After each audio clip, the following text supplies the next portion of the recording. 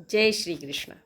द्वापर युग की बात है, जब यशोदा माता के मन में संसार की समस्त नारियों के कल्याण की भावना जागी। उन्होंने श्री कृष्ण से प्रार्थना करते हुए पूछा कि हे केशव, आप तो संपूर्ण सृष्टि के रचयिता, पालक और संहारक हैं। कृपया मुझे कोई ऐसा समर्थ व्रत बतलाइए जिसके अनुष्ठान से मृत्युलोक की स्त्रियों का सुहाग सदा अमर रहे, उन्हें वैधव्य का भय न सताए और उनकी समस्त मनोकामनाएं पूर्ण हो। भगवान श्री कृष्ण ने मुस्कुराते हुए उत्तर दिया कि हे माते, आपने समस्त मानव जाति के हित के लिए अत्यंत श्रेष्ठ प्रश्न पूछा है। स्त्रियों को अखंड सौभाग्य और धन संपदा की प्राप्ति के लिए 32 पूर्णिमाओं का पूर्ण नियम से व्रत करना चाहिए। यह व्रत अचल सुहाग प्रदान करने वाला तथा महादेव के प्रति अटूट भक्ति जगाने वाला है। जब यशोदा जी ने इस व्रत की प्रथम कथा जानने की इच्छा प्रकट की तो श्री कृष्ण ने कथा आरंभ की। प्राचीन समय में रत्नों से सुसज्जित कातिका नामक एक अत्यंत वैभवशाली नगरी थी, जिस पर राजा चंद्रहास का शासन था। उस नगर में धनेश्वर नाम का एक धर्मात्मा ब्राह्मण अपनी अति रूपवती और सुशील पत्नी के साथ निवास करता था। उनके जीवन में धन वैभव की कोई कमी न थी, परंतु संतान न होने की कसक उन्हें भीतर ही भीतर कचोटती रहती थी। एक समय नगर में एक सिद्ध योगी पधारे।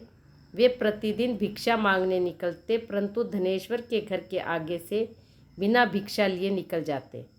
एक दिन धनेश्वर ने गंगा तट पर उस योगी को अन्य घरों से मिली भिक्षा ग्रहण करते देखा तो विनम्रतापूर्वक पूछा कि हे महात्मा, आप संपूर्ण नगर से भिक्षा स्वीकार करते हैं, किंतु मेरे द्वार से विमुख होकर क्यों लौट जाते हैं?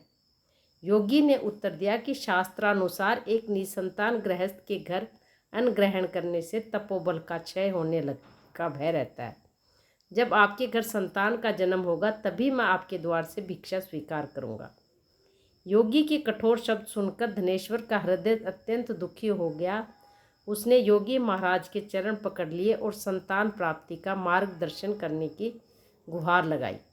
योगी ने द्रवित होकर उससे वन में जाकर शक्ति स्वरूपा माँ चंडी की उपासना करने का सुझाव दिया। धनेश्वर ने घर लौटकर अपनी पत्नी को पूरी बात बताई और स्वयं घने वन की ओर प्रस्थान कर गया।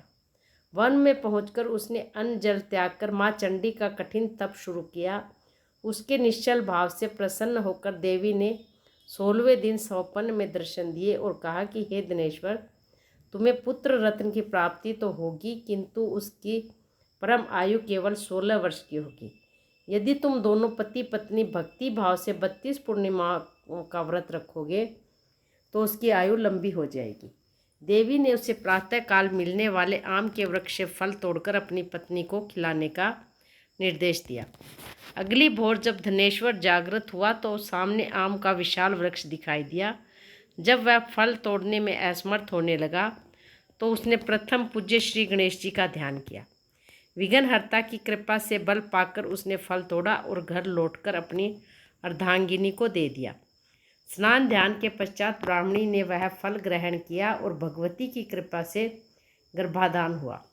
समय आने पर उसने एक अत्यंत ओजस्वी और सुंदर बालक को जन्म दिया, जिसका नाम देवीदास रखा गया।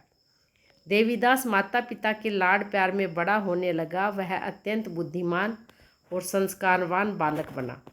माता पिता ने माँ चंडी के कहे अनुसार निष्ठापूर्वक 32 पूर्णिमाओं का व्रत रखना शुरू कर दिया था। देखते देखते 15 वर्ष बीत गए और जैसे ही देवीदास ने अपने जीवन के 16वें वर्ष में कदम रखा, माता पिता का हृदय भावी अनिष्ट की आशंका से कांप उठा। पुत्र की मृत्यु का वज्रपात उनकी आंखों के सामने न देखना पड़े, इसलिए उन्होंने देवीदास को उसके मामा के साथ 1 वर्ष के लिए विद्या प्राप्त करने काशी भेज दिया। यात्रा के दौरान रात बिताने के लिए मामा भांजा एक गांव की धर्मशाला में ठहरे। उसी रात उस गांव में एक समृद्ध ब्राह्मण की कन्या का विवाह हो रहा था, किंतु ऐन वक्त पर दूल्हा बीमार पड़ गया। वर पक्ष वालों ने अपनी साख बचाने के लिए छल का मार्ग चुना।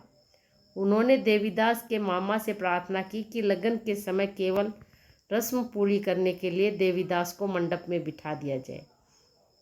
मामा के मान जाने पर देवीदास का विवाह उस कन्या के साथ संपन्न हो गया। विवाह के पश्चात जब देवीदास एकांत में पहुंचा तो उसका मन अनजाने अपराध बोध से भराया। उसकी आंखों से अश्रु बह निकले। वधू के पूछने पर उसने सारी बात सच्चाई बता दी। कन्या ने पूर्ण निष्ठा से कहा कि शास्त्रों के अनुसार मेरा विवाह आपके साथ हुआ है, इसलिए आप ही मेरे एकमात्र पति हैं। देवीदास ने अपनी अल्पायु का रहस्य उजागर करते हुए निशानी के रूप में अपनी रत्न जड़ित अंगूठी, एक रुमाल और एक नव मल्लिका का पौधा उसे सौंपा। उसने कहा, जब तक यह पौधा हरा भरा रहेगा मुझे जीवित समझना, यदि यह मुरझा जाए तो जान लेना कि मेरा प्राणांत हो चुका है।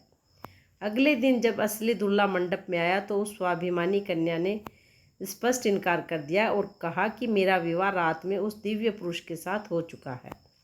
अपमानित होकर वर पक्ष की बारात बिना दुल्हन के लौट गई। इधर देवीदास काशी पहुंचकर अध्ययन करने लगा। जब उसका 16वां वर्ष पूरा होने का दिन आया तो कालचक्र के अनुसार एक भयंकर विषधर नाग उसे डसने आया, किंतु मामा की पूर्णिमा व्रतों के तपोबल के आगे वह निष्प्रभावी हो गया।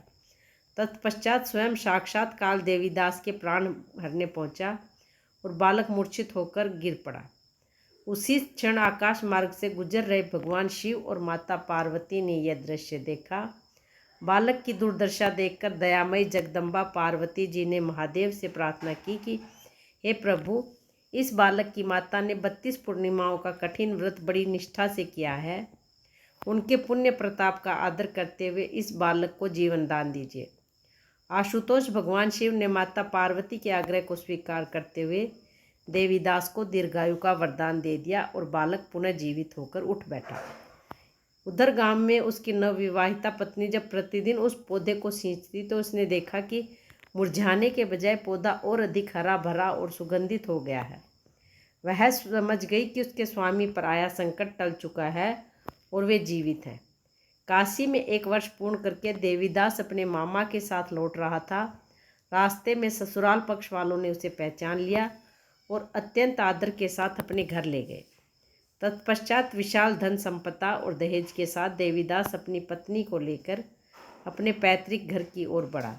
जब धनेश्वर उसकी पत्नी ने अपने प्रिय पुत्र को जीवित, दीर्घायु और सुंदर वधू के साथ लौटते देखा तो उनकी आंखों से आनंद के अश्रु बह निकले। उन्होंने अपने पुत्र वधू को गले लगाया और खुशी में ब्राह्मणों और निर्धनों को मुक्त हस्त से दान पुण्य किया। कथा का समापन करते हुए श्री कृष्ण ने कहा कि हे माता, इस प्रकार 32 पूर्णिमा के व्रत के प्रभाव से धनेश्वर का कुल उजड़ने से बच गया। जो भी नारी श्रद्धा और विश्वास के साथ इस पावन व्रत का अनुष्ठान करती है या इसकी कथा सुनती है वह जन्म जन्मांतर तक सुहागिन रहती है और उसके घर में सदैव सुख, शांति तथा समृद्धि का वास होता है। जय श्री कृष्ण।